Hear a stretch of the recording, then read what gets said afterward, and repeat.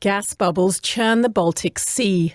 This video from Denmark's military shows one area where, 70 metres below sea level, gas is escaping from the Nord Stream pipelines.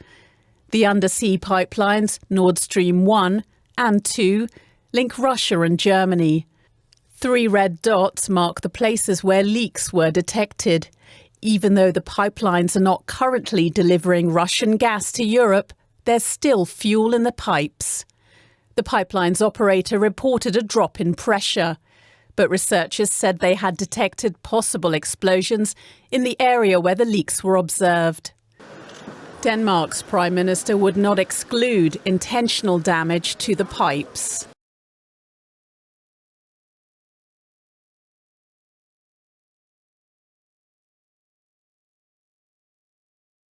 Well, you mentioned earlier that they're counting the ballots, Francois. Can we really even be sure of that? There are no independent observers of this so-called referendum. They've already announced results which I believe give more than 96% in favour of joining Russia across all of these regions, although I believe that the so-called counting is not yet finished. Seen from Kiev, this is absolutely just a fake series of 4 referendums, and Catherine Colonna, the French foreign minister who was in Kiev today, described it in the same way. She said that it was just going through the motions of holding these kind of votes. Certainly some effort has been made to go through the motions and have pictures for the TV.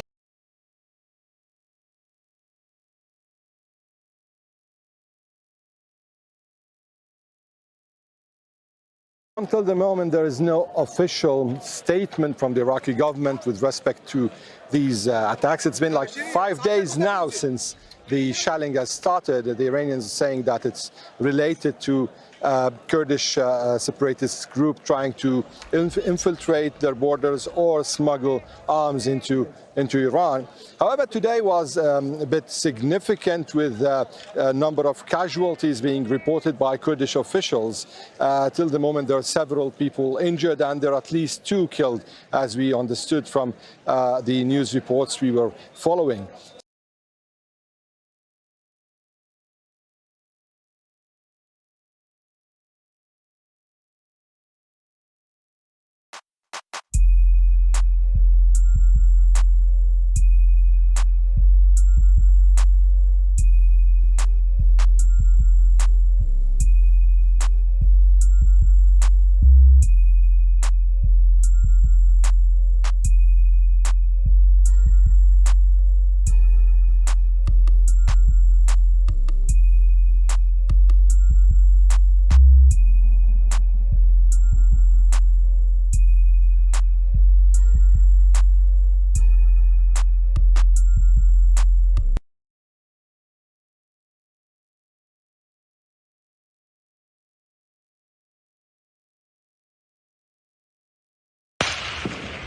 Live fire in broad daylight. This is Jenin on Wednesday morning as Israeli forces entered the northern West Bank city in large numbers. The aim was to arrest Abed Hazem, the brother of Raed Hazem, the terrorist who killed 3 people last April in Tel Aviv. He was hiding in this house. The Israeli forces were aware they will be met with resistance and brought in bulldozers. The crossfire began as soon as they approached. Abed Hazem was killed in the crossfire.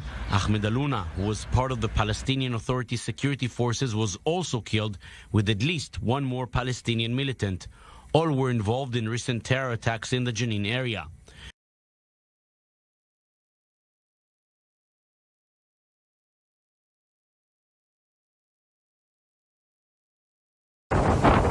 Overnight, Hurricane Ian delivering its first blow to Florida, hours before the storm is expected to make a direct hit as a major hurricane. The outer bands of Ian have already spawned at least 3 tornadoes in the state. One of the twisters flipped over planes and damaged hangars at this small airport near Fort Lauderdale. And overnight, sustained tropical storm force winds arrived in South Florida. Ian is expected to make landfall later today on the Gulf Coast near Fort Myers, possibly as a Category 4 storm, bringing life-threatening conditions, including several feet of storm surge from Naples to Tampa.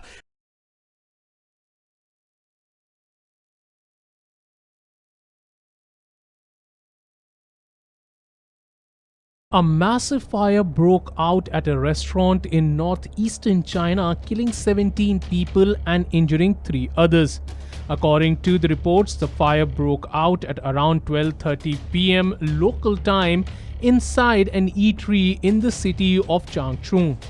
Reports also suggested that firefighters rushed to the spot as the news about the fire came to light. The rescue work was completed by 3 p.m. local time and the fire was dozed off.